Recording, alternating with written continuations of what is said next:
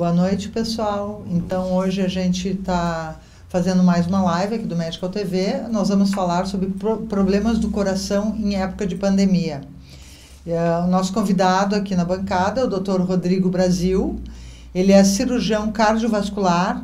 Ele é um dos mais importantes cirurgiões cardiovasculares da nova geração, né? Ele é graduado da Universidade Federal de Santa Maria, especializado no INCORS, lá do Dr. Ivo Nesralla. Eu queria só dar alguns dados importantes, que assim, a morte por doenças cardiovasculares aumentaram 70% em São Paulo nessa época de pandemia. No Brasil, 250 mil pessoas morreram até agora por doenças cardiovasculares e 105 mil por Covid. Então, é uma doença bem importante, né? Claro que não é só o coração, tem aneurisma, tem outras doenças, né? Basicamente, o nosso coração é um músculo que serve como bomba para o sangue, ele bombeia o sangue para todo o corpo, e esse sangue ele vai ter a função de levar os nutrientes e oxigênio até todas as células do organismo, ao mesmo tempo que ele vai pegar o gás carbônico e os detritos produzidos no metabolismo e levar até rim e pulmão, onde ele vai eliminar os detritos e o gás carbônico. Basicamente, essa é a função do coração. E uma vez que ele não esteja funcionando bem, obviamente vai ter sintomas e um grande risco de morte. Então, a doença cardiovascular é a doença que mais mata no mundo, né? A segunda é câncer.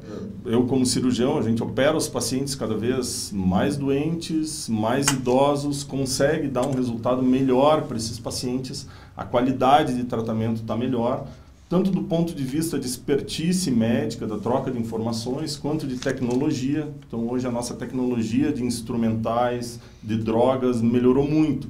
Com isso, digamos que a gente tem postergado a morte cardíaca, né? O que pode levar, em algum tempo, as mortes oncológicas superarem. Por hora é uma expectativa, mas o tratamento cardiológico melhorou muito, desde o tratamento clínico, o tratamento por catéter, a cirurgia, todos esses aspectos da cardiologia, digamos assim, melhoraram bastante, se interligam mais hoje em dia e tem uma perspectiva boa para o futuro. Infarto do miocárdio tem que ser tratado logo. Dor torácica aguda, diferente. Não se perca tempo, se corra para plantões, se corra para hospitais. Passada a fase aguda do infarto, o indivíduo tem uma chance de recuperação altíssima. Primeira coisa, o indivíduo tem que ter um cardiologista, o qual ele se dirige, é alguém que ele tenha confiança e vá ao cardiologista para controlar os fatores de risco e fazer os testes que forem necessários. Mas o grande conselho que eu daria, cuidado com o estresse, cuidado com a vida sedentária, esse é outro fator importante. É o indivíduo que não faz exercício nenhum e quando quer, vai à praia e quer jogar futebol e tomar uma caipirinha. É o chamado atleta de fim de semana, que é um perigo.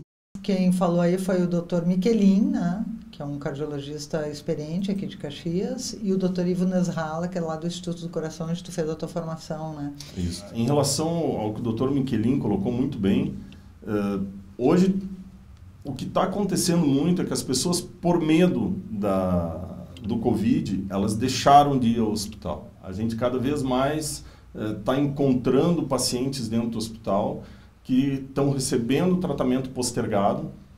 Então, eles já chegam numa condição mais grave, mais instável, onde qualquer procedimento ou qualquer tratamento, seja clínico, procedimento por catéter ou cirurgia, se torna mais complexo e com um índice de mortalidade maior. Porque muitas vezes, quando tratado precocemente, a doença cardíaca ela é bem resolvível, como a gente falou no início, em função da tecnologia que a gente tem disponível hoje. Em relação à morte súbita, a morte súbita ela tem várias causas, né, dentro da cardiologia.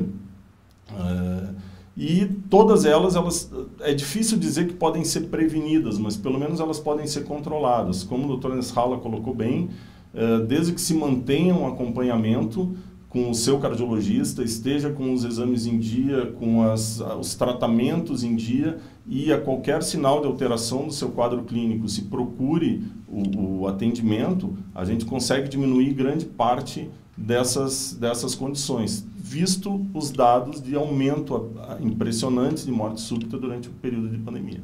A maioria das doenças cardiovasculares vem por causa de entupimento de veia ou vem por causa de má formação? Como é que tu vê isso no teu consultório, no dia a dia?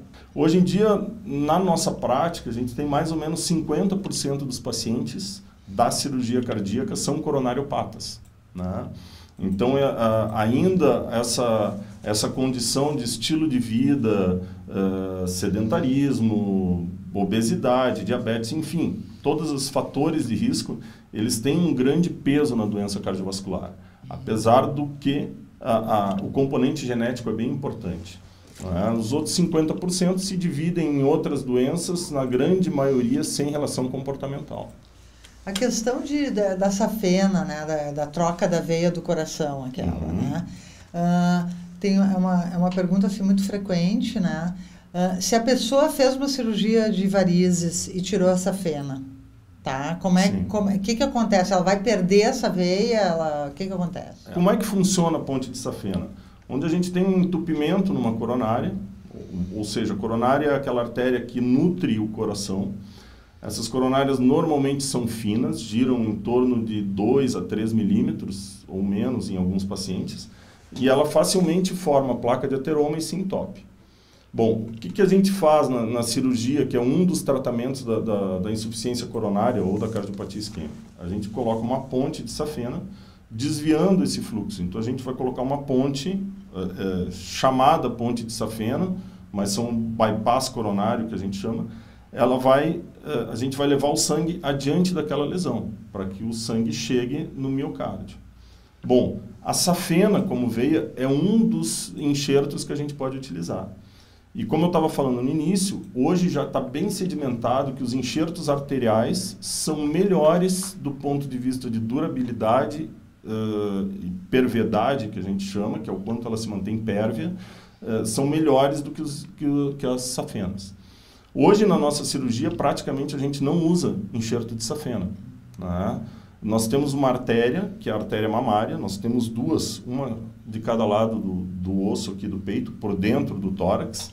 Então, normalmente a gente utiliza essas duas mamárias e utiliza também a artéria radial, que é uma artéria aqui do braço. Os 4 fatores de risco principais, sem sombra de dúvida, são fumo, hipertensão, colesterol elevado e o diabetes são os 4 maiores inimigos das nossas coronárias, os grandes produtores de entupimento cardíaco, para se falar bem claro. No meu entendimento, os fatores mais importantes é um triângulo, em que em cima tem o estresse. O indivíduo que é estressado, que passa uma vida reclamando tudo, achando tudo ruim, esse é um paciente que é candidato à doença coronária. Nas outras 2 pontas do triângulo estão a hipertensão arterial e o diabetes. São dois fatores importantes no desenvolvimento da doença cardiovascular. Existem muitos outros fatores que são importantes, mas eu colocaria esses, na minha experiência, os mais importantes, principalmente o estresse. O indivíduo que vive a vida inteira estressado é um indivíduo candidato à cirurgia coronária. A gente tem 4 válvulas no coração, essas válvulas determinam o fluxo de sangue, né? Elas fazem, como eu falei no início, o coração ele bombeia o sangue, e o que faz o sangue circular em um determinado sentido são as válvulas. Elas funcionam como uma porta, elas abrem para um lado e fecham para o outro. Isso vai determinar com que o sangue ele circule num sentido só. Essas válvulas, por várias causas, elas têm problemas, tá? Esses problemas podem ser degenerativos por calcificação, onde ela perde a sua mobilidade e passa a não abrir o suficiente para que o sangue passe, que é o que a gente chama de estenose, a válvula fica estreitada. Tá? A principal válvula onde isso acontece é a válvula aórtica, que fica na saída do coração. É como se fosse a porta do coração para o sangue passar para todo o corpo. Bom, essa é a principal doença que a gente tem, das doenças valvares, é a principal doença, né, em termos de prevalência. Ela acontece em torno de 2 a 7%, dependendo da população, nos pacientes acima de 60 anos. E para a gente ver como é uma coisa relacionada à degeneração e à idade, acima de 75 anos, a gente tem aproximadamente 13% das pessoas com estenose aórtica, né, de algum grau. Junto a isso, existem outros problemas valvares, que talvez seja o terceiro em incidência, em prevalência, que é a regurgitação das válvulas, especialmente a válvula mitral, onde a válvula, ao longo do tempo, ela vai se degenerando, se tornando mais flexível, mais elástica, até que ela não consegue sustentar o retorno do sangue e deixa que o sangue volte no sentido contrário do que seria o normal. Hoje a gente tem inúmeros scores para inúmeras doenças, onde com esses scores a gente consegue estimar qual é o risco de tratamento para esse paciente, qual é o risco desse paciente se ele não tratar, qual é o risco se ele ficar com tratamento clínico, e a soma desses scores e da própria experiência, da evolução do paciente, a gente consegue determinar qual o melhor tratamento para ele. Então esse tratamento ele pode ser do menos agressivo, como tratamento medicamentoso, passando pelos tratamentos por catéter, passando pela cirurgia convencional até a cirurgia mini-invasiva. E algumas vezes até o tratamento híbrido, né? Então a gente pode fazer parte cirúrgica, parte por catéter. Então hoje a gama de tratamento é muito grande. Então, dia 17 de julho, a gente foi acompanhar uma cirurgia tua, né, de troca de válvula, e nós que já fizemos, sei lá, acho que mais de 100 cirurgias, né, já gravamos. A gente ficou bem impressionado, né, pela tecnologia usada e pela agressividade, porque a gente imaginava que a cirurgia do coração ele ia abrir toda, a gente imaginava já aquela grosseria, né? E, na verdade, foi um cortezinho super pequeno, assim, e até tu trocaste a válvula, esteticamente, assim, uma coisa ótima, super interessante, uma cirurgia inovadora, né, que, inclusive, ela só havia acontecido no Hospital Albert Einstein, essa cirurgia, antes, né? Então, aqui no Rio Grande do Sul foi a primeira vez. Na verdade foi eu brinco, né? Porque foi a conjunção, a nossa foi a segunda. O que é a conjunção? É porque essa técnica que a gente empregou, que é a troca valvar aórtica mini-invasiva, a gente já faz desde 2012 aqui. A gente tem um grande volume, tem uma grande experiência, só que existe inúmeros tipos de próteses que a gente implanta, né? E uma das próteses que a gente vinha tentando implantar é uma prótese nova, com uma perspectiva de durabilidade grande, e a gente vinha tentando implantar e surgiu a oportunidade, a Edwards, que é a empresa, se interessou pela técnica, resolveu investir e nos ajudou nessa empreitada de conseguir fornecer isso a um paciente que não tinha condições, né? Então, o que a gente fez, a técnica mini-invasiva, na verdade, a gente faz desde 2012. A Inspires, que é um lançamento novo, que é essa prótese, ela teve poucos implantes no estado, e onde a gente fez o levantamento junto com a empresa, só teve outro implante por técnica que a gente chama de RET, que é a toracotomia anterior direita, só teve um outro implante no país. Então, na verdade, a conjunção de todos esses dados foi a segunda do país. Então, repetindo, né, essa cirurgia que tu fizeste, que a gente acompanhou, que a gente gravou, ela só foi possível pela doação da válvula pela empresa Edwards Inspires, né? E então é uma cirurgia altamente inovadora aí, né? Então, nós vamos passar alguns trechos da cirurgia, se tu quiser explicando. Bom, então, aí basicamente a preparação do paciente, essas são as marcações que nós fazemos, o planejamento cirúrgico, todas essas cirurgias elas são planejadas com tomografia antes. Normalmente a gente faz uma incisão de 3 a 4 centímetros, né, na parte superior direita do tórax. O meu colega, o Guilherme, ele está fazendo o acesso para a circulação extracorpórea. Como o acesso ele é muito pequeno, a gente não consegue fazer a circulação extracorpórea pelo mesmo acesso que a gente faz a cirurgia. Então a gente faz o que a gente chama de canulação periférica, usando os vasos femorais, que é onde a gente vai ligar a máquina que vai fazer a função do coração e pulmão, enquanto o coração e pulmão estão parados para a gente operar. Isso aí é o que é? Isso basicamente é o nosso acesso, aquele afastador de borracha, que a gente chama de afastador de partes moles, né? O finoqueto é essa estrutura metálica que abre o espaço entre as costelas ali para a gente poder operar. Né? E ali, infelizmente, ou felizmente, né? A gente estava acostumado no passado em ver um enorme corte com o coração exposto, ver o coração batendo. Às vezes, para quem chega de fora, é um pouco frustrante que não vai ver o coração batendo, né? Então, a gente prepara o campo, a gente coloca algumas suturas de reparo para expor o campo e trabalha basicamente na válvula aórtica. A técnica, essa que a gente usa, ela foi desenvolvida pelo Dr. Lamelas, né? Joseph Lamelas. E, além do que, existe todo o planejamento de tomografia. Já chega na hora da cirurgia com toda a cirurgia planejada e feita. Na verdade, a gente vai só executar dentro da sala. A máquina de circulação extracorpórea, ela vai drenar o sangue. Nesse momento, essa máquina faz toda a função do coração e do pulmão. Com isso, a gente pode parar o coração. Do pulmão também, que legal. Exatamente. Então, a gente para o coração e o pulmão.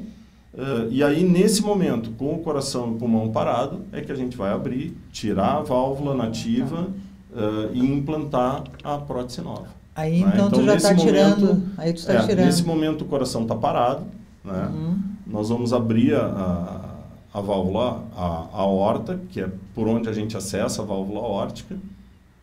E a partir daí, tirar a válvula e implanta a prótese nova.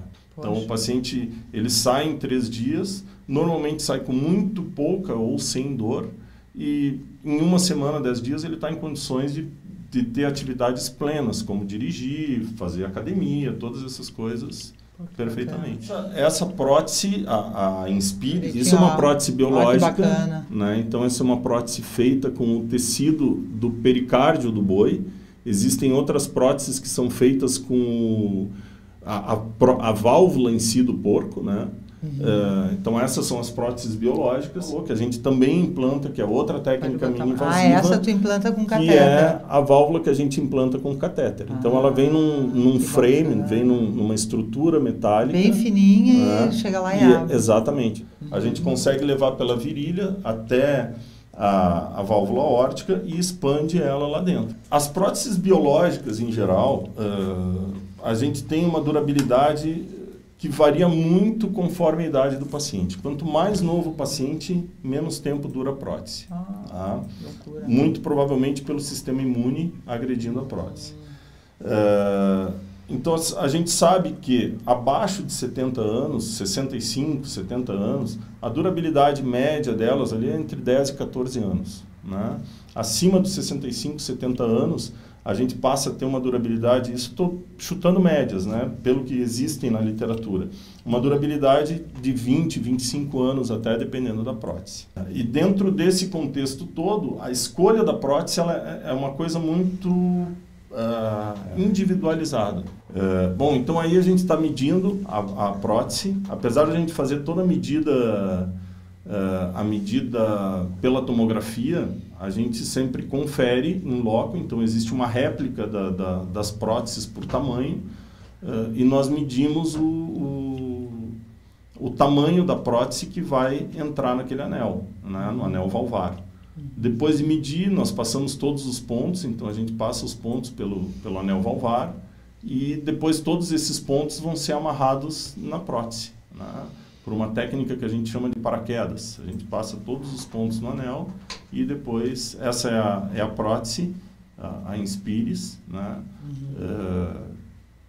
E normalmente a gente faz por paraquedas, né?